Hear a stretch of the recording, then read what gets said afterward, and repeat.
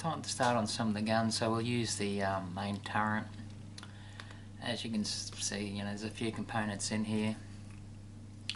It says to make a couple of holes. Okay. Basically, I've used a 1.3 for large ones because you've got two, small and large, so we'll do it's a little bit undersized, but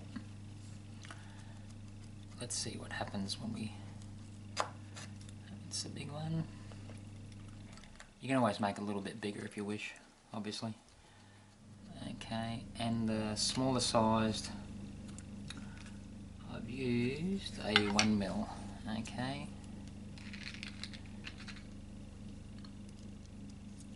You could use a 1.1, something like that, if you wish, obviously. But these seems to be the size. Okay.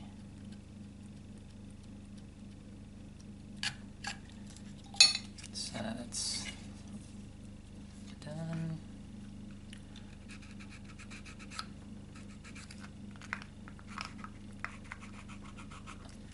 Now, I've built one obviously before. This is what it looks like, the photo etch. But I did not drill the holes. So let's see what happens with that one. You can always drill them after, obviously. Okay, so you got to clean off all the stuff with the sprues. That went somewhere. Okay, so cut him off. Okay, a little bit of sanding obviously to do.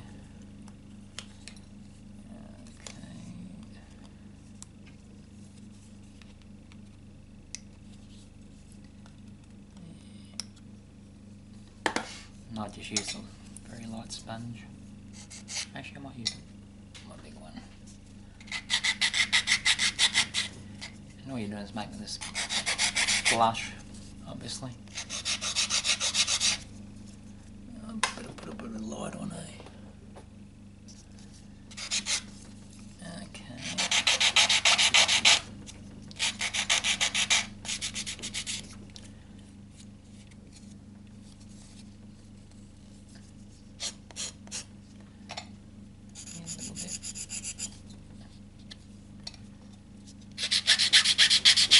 And all you're doing is making, obviously, so this can sit in the back of here a little bit better.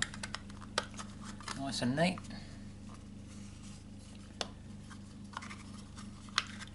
Okay, so next part obviously is, they're saying here is the guns, are the main guns, so let's get that going. Okay, we're going to start on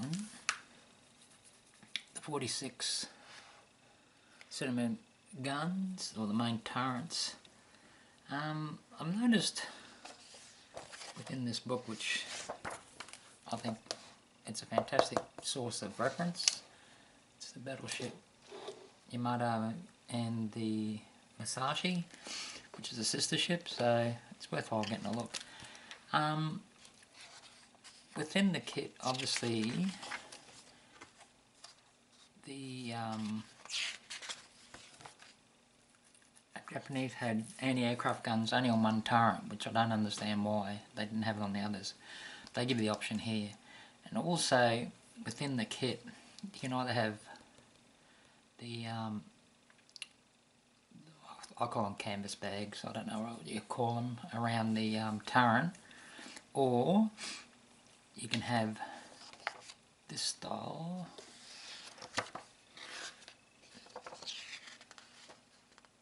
If I can find it, bear with me. Here, where they've actually got a, it's actually a some sort of shield